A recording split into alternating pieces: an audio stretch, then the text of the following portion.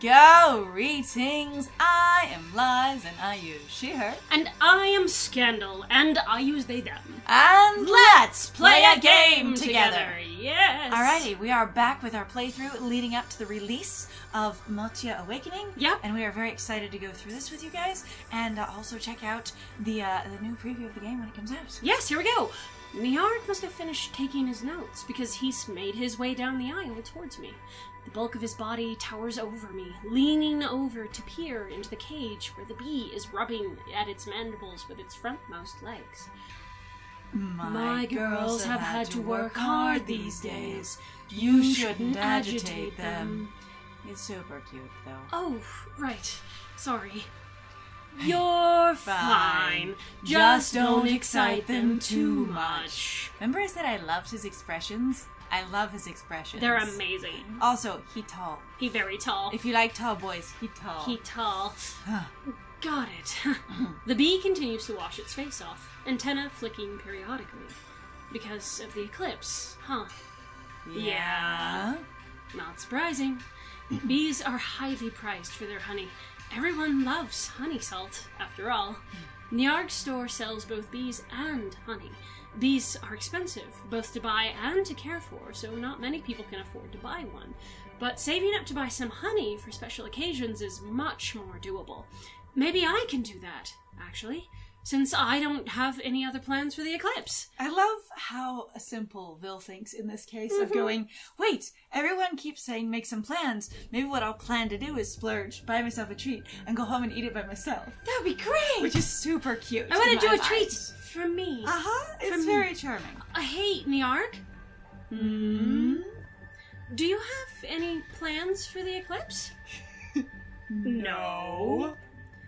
Also not surprising, Niarg is the type who largely keeps to himself. I also think it's great that Vil is the one that asks him if he has plans, where everyone else asks Vil. The little hand though coming this out. one is scratching the head. Nice scratch. A little thoughtful. I know. I love the thought. It's so good. That's the thoughtful face. But I suppose the eclipse should be nice to watch. I love someone without eyes saying that. It's so good. It's so amazing. Right? I'm thinking the same thing. Maybe just take a relaxing break watching it happen. Sounds ideal. Think I should buy some honey for the occasion? I also feel like this is the one place where Vil is just like, I get flirty and or more direct. More engaged. More engaged. I'm going, hi, talk to me. Well, the thing is there is actually a specific mention of going like, so Vil seems to have a lot of respect for Yiestol, but there still is basically that sort of business distance kind of thing. Breton is sort of like, you're fun and you're interesting, but I think there's a little bit too much energy sometimes there for Vil. Vil so is like, more chill. Vil's a little bit like, you're a little bit more like my brother. My sibling. You know, like I'm not opposed to liking you, but it's like it's not like this sort of fluttery crush energy. Right, and then with Niarg, specifically I've come by here, I know these bees familiarly, like I have an intimate relationship with some of these bees, and I've been here in some of my free time here around you. I actually really like it, and personally, I'm sorry, if there was ever a meeting in the flesh too, I would consider this to be the canonical love interest. You know how everyone says that, you know, there's the canon, you know, the true route? Right. Both of us are like, this would be a good true route. This would be a good true route. I do have a few bottles left for today. Say you're considering buying some, ask to put a bottle on hold, jokingly ask if you can work for a discount. I think it'd be like, say you're considering buying some, because that's exactly... Because that's what they are considering. Yeah. I was just going, I'll just say my thoughts. Yeah, say we're considering. Niarg would probably be happiest if I honestly said what's on my mind. Nice. That's cute. You know, I don't do it often, but I was considering picking up a bottle, since it's a special occasion and all. Do you want one now? No, not now. I don't carry my wallet with me on my route. Maybe tomorrow? I might sell out tomorrow. But I'll set a bottle aside for you tomorrow if you want. That'd be great. Thanks. Niarg only grunts in response, but some of his lips quirk a little. I think he's pleased. That is the smile face. That is the smiley face. I love the tongues. It's so good. Honestly, okay, I have to hide this to actually show more. It's a very happy face. I really like this bad face over here. And this little one up here is really cute. Yep. The little smile. Smiles. Uh-huh. Remember when we put the anime eyes? So on our Tumblr blog, I went and I just put a bunch of little anime smiles on a picture of Niarg. Just tons of little, like, anime grins and smiles. And I thought it was eyes. It's smiles. Oh, was it? It was smiles. And I put little blushy really lines, smile. like the anime little blush marks. It looks adorable. It's a really bad edit because it was done fast to be bad. But it's one of those hopefully charmingly bad ones. We really have fun with this character. I think he's pleased. The bone chime on the door rattles as another customer enters, and I give Niarg a quick wave. I better go, actually, but I'll see you tomorrow? Niarg grunts again, turning toward his new customers. Back to business face. I give the bees a little wave, too. They buzz back at me, the sweet scent of honey in the air intensifying in that moment. I almost stumble as I turn towards the door, inhaling deeply one last time before stepping outside. It's like being on a drug. Yes. My head clears immediately. But it's not the smell of the inside.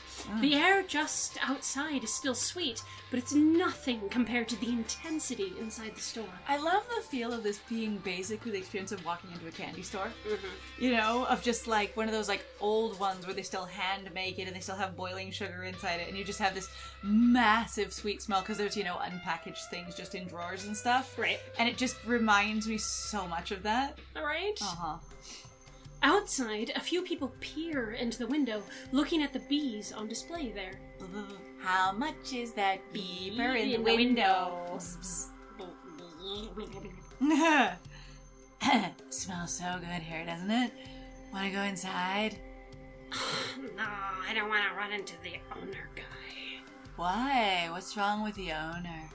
I was about to resume my route, but I pause, pretending to adjust the fabric tied over my shoulder.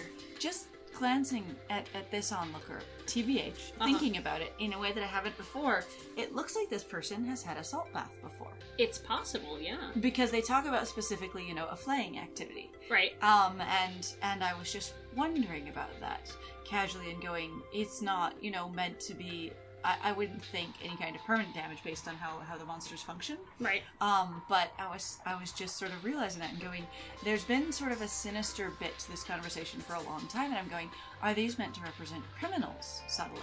You know? Yeah, I don't know. Not that that's even necessary. The strangers don't pay me any attention. I heard he doesn't eat much salt. So? So what? But he eats something else other than salt. What? I roll my eyes a little. Nobody knows, but it's not normal to eat so little salt, you know. And my friend said he once went into the store and they saw him eating one of the bees. Gross. I've heard all that I care to hear, so I finish adjusting my pack and set off at a steady gallop. Just saying, while that sounds sensational and ridiculous, that would also be crazy expensive. I know! Like, wow. Well, especially considering that they talk, like, that would be quite a snack to have. I know, right? Like, I mean, let alone, I'm like, okay, that would be different. And I also understand possibly, like, the culture thing of going, it's basically like, you're eating, quote, dog or cat, or basically, I suppose, if you're gonna go more like eating a parrot. Well, a parrot, but it's more like a parrot that is also a cow. Yes. Because it's this fancy exotic pet that also produces food. Yes. That it doesn't kill it or harm it in order to give you that. You know, food. you're eating your milk tank. Yeah, actually, considering that Miru milk is actually quite good for you. Which, if you don't know what a milk tank is, it's a Pokemon. It's a cow Pokemon. There are a few weird rumors about Niarg floating around, and though I once interrupted some gossipy customers, Niarg told me not to bother in the future, that he doesn't care what other people say. And this is again where I'm like, I believe Phil spends most time around Niarg. I also believe Phil makes a point to spend time around Niarg. Yeah. Because Vil didn't deliver any salt here. Mm-hmm. So the salt was, like, Yiestol is in Vil's life because of salt. Yeah. And Breton is in Vil's life because of salt. And not that those are, like, lesser relationships anyway, they're just different. And I think the thing my friend and I are driving for is all three of them have very different feels, but this one feels very affectionate. Yes. Feels very warm and, like, driven by interest more than circumstance. Yes. Mm-hmm. And the thing is there's nothing wrong with getting involved with people that you circumstantially run into. That's actually how most human beings form relationships. It's true. And of course, there had to be some circumstance where Vil and Niarg first met. Mm-hmm. I was to say, but there is no continued reason for them to interact, as far as I can tell, except that Vil keeps showing up going, "Hi, how are you? Hello, hi. What's today like? Do you need help? I can groom wash the a bees. bee. Wash a bee. I'm here to do the bee wash." Uh-huh. Still, it irks me that people bother making up these silly rumors about people just because they're different. And Niarg is a good guy. When I get home, I'll look through my savings to make sure I have enough to buy a little bottle of honey. He seems pleased by my promise to buy a bottle, after all. Thanks, Phil. I was worried you might be late since things seem so hectic today. I love how different all the monsters are in here. They really are. Makes me so happy that I also they're all so distinctive. Like, I really genuinely appreciate that you went for monster as sort of a class and going, each monster is truly unique. Mm-hmm. You do not have a monster that looks like another monster, which is what I always thought monsters basically were. Mm-hmm. And it gets a little awkward, I think, in some cases where some people go, like, so the reason I bring this up is because, like, as an artist, I've watched people go, is it a monster? Or is it, you know, like an alien? Or is it a creature? Or is it, you know, something else? And I'm like, I always thought monsters were basically really highly unique creature. Like, there's just nothing else like it. I like that idea. You don't have a sort of... Well, sort of like, actually... There is only one Dracula, so therefore Dracula is a monster. Right. Like, you might have other vampires. Not a race. Yeah, right. Exactly. I like that. Mm-hmm. Like, and you have a Carmilla, you do not have, which is... The Carmillas. The Carmillas. Yeah. I'm glad I didn't keep you waiting. You always work so hard, so I know I can count on you. But don't work yourself too hard, you hear? Make sure you give yourself some time off on the eclipse. I'll do that, don't you worry. I wave to the last of my customers for the day, sighing quietly as I turn to the corner back onto the main street. The empty pack over my shoulders gets folded up into a little cloth bundle I can fit into my pocket. I'll drop this off tomorrow morning while picking up my salt. So my work for today is done. I find it fascinating that as an employee, you don't have to go back and check in again. Yeah. Like, they just assume that you'll be fine and that if you need anything... if you had problems, you would let someone know.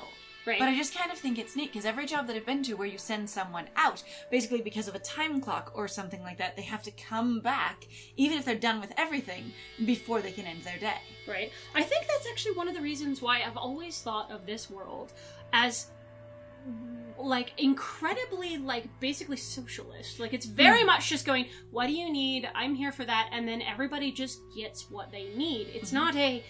I really, like, you can pay for things if you want to, but it's not necessary. Like, it's just sort of like everybody basically gets their base amount. Nobody really assumes that anybody... It's just, you have way more trust here, which is why I really like this. Everybody seems far more community-oriented. A lot more people seem far more inclined to share or get extra things for each other, or I don't know. There's something really nice about this. Again, it feels sort of soft, and your two rumor mongers, as it were, felt like outliers more than the norm. On the other hand, that could be a picture of just Vil's life by itself, of going, this is Vil's experience, the community, rather than necessarily, so it's sort of a sample, a slice of life, if you will. Well, and that's actually the big, that's a fantastic point, friend, actually, is to point out that this is Vil's perspective. So for Vil, this is a very intimate, close, personal, like, she feels, or excuse me, goodness, they feel very involved. Sorry, I'm like, I don't even know where that came from. And there's, and I always like where you really do go, this is this character's perspective. I mean, we're inside Vil's head. This is first-person perspective. So it's real, I really appreciate it. And then, because we've played lots of other stories where they go, here's first-person's perspective, and instead your perspective is just basically word of law. And like, it's a word of God, more or less. And it's really frustrating because you go, but that's an opinion. Especially based on where we actually have seen people be directly contradicted, but the one that wins is basically the last one that talks, which is weird. Yeah, there's some of that too. I would say there tends to be...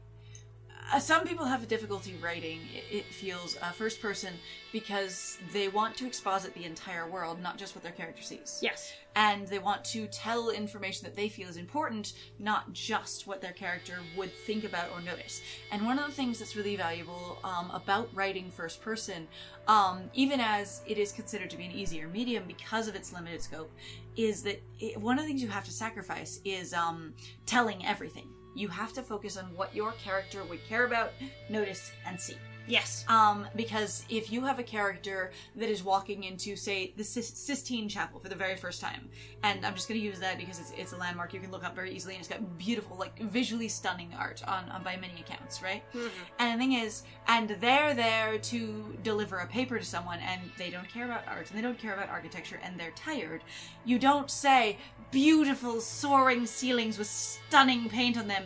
You get your character more as going, I have to walk into this famous old building and find my way through the basically crowds of people who are here to see it so I can get this paper delivered and get back home. Though it'd probably be more like, God, I hate going to this place. On the it's other hand, old, again, if it's your it's first famous, time. there's a ton of people here because of all those things. Uh-huh. God, it's so annoying. And you don't really, and it depends. If your character's overwhelmed, if they're annoyed, if they're scared, whatever it is, right. You focus on what their feelings are, not on describing it. And even if you've built this beautiful, lush, gorgeous world, in this case, fleshy world, you don't describe and tell in detail about the parts that your character doesn't interact with, even if you've come up with beautiful things in your head. And that's, so I remember actually several, basically authors giving advice where they go, it is so damn hard to not share everything you've come up with. And you need to stop talking. Look at me, I am so clever, I thought of a great thing. And they're like, you are clever. Now, write what's on the page. Right, exactly. You know what's in front of you. Understand basically where your scene is and don't go beyond it, kind of thing. It's not too late when I get back home, but I feel tired nonetheless. I gently pet my alarm beetle. Yeah, but it purrs at me. Maybe it's the atmosphere. Though the walk back home had been uneventful, that spark in the air had still been present. It had been like trying to wade through a shallow pool of water, the energy sloughing off everyone's skin in thin sheets with each little conversation with a passerby. Everyone had seemed genuinely excited, and I was happy for them, truly. But now that I'm in my room, alone, I can't help wondering if it's really fine for me to have no plans at all for the eclipse. Vil suffering from social pressure. Uh-huh. Everyone's doing this. There's so Am I much... doing something wrong? Uh-huh. Am I being negligent? I also love the fact it's like sloshing through water, and I'm like, you don't really jive with lots of basically a big crowd or lots of intense emotion or environment. I feel like Vil is, while very friendly, largely an introvert. Yep. Which is also supported by the fact that Vil lives alone and is clearly a functioning, independent adult at this point. Uh-huh. And I think that's really interesting. And also going, like, I'm one of those people that a social job, and by that I mean a job where I see a lot of people, works really well for me because it fills up every social meter I have, and then I don't need anything else. Yep. I can have a friend or two, and I like that. But even, like, with irregular amounts of job, I'm like, sometimes I don't want to talk. I just want to kind of sit quietly in a room and do my own thing with someone I like nearby. Leave me be. Uh-huh. And so I feel like, to some degree, that Vil's a little bit like that. And I've always thought they were great as a character. Mm-hmm. I open the window and lean out of it, probably, as I chew on a block of salt. I mean, you can just lean out it. Oh yeah, that's true. Lean out it as I chew on a block of salt, feeling each bite sting at my gums. Outside, the two moons glow past a gossamer curtain of clouds. They infuse the night sky with a gentle light, warding off the complete darkness, and I bask in the cold light as I reflect on the day's events. Ha! Takes a moon bath. Uh-huh. All of my customers had such different expectations for the eclipse. It sounded like Yiestol had something in mind. Same for Breton. I guess Niarg doesn't have any plans, but he has to work hard leading up to the eclipse. So do you. Also, I think it's cute that Vil described Niarg in terms similar to themselves without even really thinking about it. Right. Which I find to be very charming. Again, both of us found that romance route to be our favorite one. Mm-hmm. Not that the others are bad. They're really good, and they each have their own really distinctive, neat feel to them. We liked all three of them really well. Yeah. But that one was by far and away our favorite. But it's really fun because there's a lot of little details where Vil seems to directly relate to Niarg and describe Niarg in a favorable light. Yes. And it's charming. I finish my salt, dusting my hands off outside, and close the window as I retreat back into my room. Well, I guess it's kind of late to be making any big decisions anyway.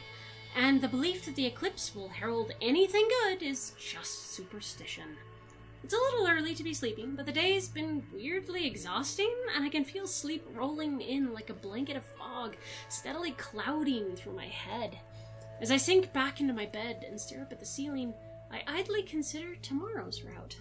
I guess I'm gonna be pretty busy tomorrow, too. I love, forever and ever, the experience of sinking back into a bed. Yes. Because it just makes the bed sound so soft and comfy. I know. You're like, oh, I want to go to bed right now. Yes, immediately. Though I start going over tomorrow's route in my head, I can feel my thoughts rapidly clouding over. I'll just deal with things as they happen, I guess. My eyes snap open automatically in the morning. I slept well. I usually sleep well. Running all day tends to do that to you. I resist the urge to roll over and bury my face back in my pillow, settling for closing my eyes until the alarm beetle starts chirping. The moment that familiar noise starts buzzing from the bedside table, I'm up on my feet, stroking its wings to quiet it, because it sounds like the beginning to, basically I'm trying to remember the name. What are they called? Not Paradox. This is Trip Like I Do. Do you remember the name of the band who did that song? Oh. Because it goes da-na-na-na-na-na, da-na-na-na-na. It starts out with that, so I always think of that song every time I hear the buzzing. God, I just say, I didn't even think of that, but I can hear it now. Yeah, Prodigy, I think was their name. I think so, right, yeah. Right. As I walk around my room, munching on my salt, I glance outside where the skies are warm with sunlight. It's still early, but I can already hear the sounds of faint chatter floating through the window. People aren't usually up and about at this time of day. I peek out the curtains as I lick the last crumbs of salt off my lips. I can spot a few people standing around sweeping the streets or talking amongst themselves. Probably discussing the eclipse. What else would they be talking about, Vil? Oh, yeah, Vil. What? Oh, right. The eclipse. I hurry a little as I wash off my hands and prepare to leave the house. I didn't set my alarm for today any earlier than usual, but maybe I should have. I get the feeling today is going to be a busy day. We didn't wash our face again, though. Oh, we did not. We didn't. Too much in a hurry. I mean, it did say morning routine, so it's probably implied. Yeah, I just hurried through my morning routine. I do still enjoy that while we don't know that it's necessarily any kind of a sickness or infection, that Vil literally just has pus on the like that oozes, like an open oozing thing on their face, and nobody has a problem with it at all. It's just a detail of them in some way. Right? Well, it's like anybody else, honestly. Like, who knows what is normal and healthy versus what is not. Right? Yep. Good morning, dear. Morning, Agri. Not in a hurry, are we? Just a little. Seems like today's gonna be hectic, so I should probably get to the plant fast. All right. I won't keep you then. Have a safe day. Thanks. You too. Sorry, I was a little hasty there. Bye. I feel a little bad about rushing past her like this, but I can already tell that today is going to be a bit different. There's a strange electricity in the air, the feeling that something's going to happen soon. Got the heebie-jeebies. I got anxiety. As an introvert, I do not like. A few blocks down the street, I can see a group of people huddled together, heads gathered. They look like they're discussing something very important, their hands and clothes quivering with excitement. I take a right turn into an alleyway before I reach them, so I won't disrupt them by running through the group. No doubt this is an important moment for them, but I do pick up the pace into a light trot. That thing of, I could just run right through the middle. I'll go around. I better not. My boss might be mad if I'm late today, of all days. Aha! You're here. Sorry if I'm late, boss. You're not. Lucky for you. He sounds tense, perhaps understandably. The plant feels busier than usual, with more people bustling around. He hasn't even told me to wear my mask yet, so I do it on my own. I don't want to stress him out for any reason. Phil's very considerate in that How's way. today's route looking? I enjoy it. You better go quickly today. It looks complicated. I follow him over to the tables where today's delivery bundles are being assembled. They don't look as put together as they usually are by this time. Everyone, scramble, scramble, scramble! Ah! We're a bit behind on schedule. We got far more specialty salt requests than we planned, so we had to throw together a batch at the last minute. Didn't expect people to splurge this much for the eclipse. He grumbles, but his hands don't stop moving. I stand alongside him, peeking over his shoulder at the delivery list so I can help assemble salt packets and divide them into bundles accordingly. It's true that the list looks far more complicated than it usually does. Longer, too. Usually the daily deliveries are almost all plain salt, with just a handful of specialty deliveries. Today, the list is peppered with requests for honey, mercury, and punishment salt. So much for my plans for requesting some punishment salt of my own. I better focus on getting the job done today. First. Wrapping the salt isn't my specialty, so my movements are a little slow. But even that's better than doing nothing, judging by the way my boss gives an approving nod. His hands dart about the table, grabbing up salt blocks from their crates and wrapping them tight in pre-cut fabric in one smooth movement, then sliding them across the table. I know he's been the head of this salt plant for 50 years now. This must be second nature to him. I love that bit. I also enjoy that Vil is going, I don't usually do this part of the job, but again, steps in. Vil has a very helpful nature, and it comes out very clearly everywhere. Mm-hmm. You're a good kid. You know that? Hmm? You're a good kid. I'm not a kid. He just grunts at that. I must look like a kid to him with his age and experience. But thanks, I just want to help with what I can. He grunts again. It's not like him to say something so mushy. He must really be stressed. You're a hard worker and you care about other people. That's important. Don't let anyone tell you otherwise. You're a good kid.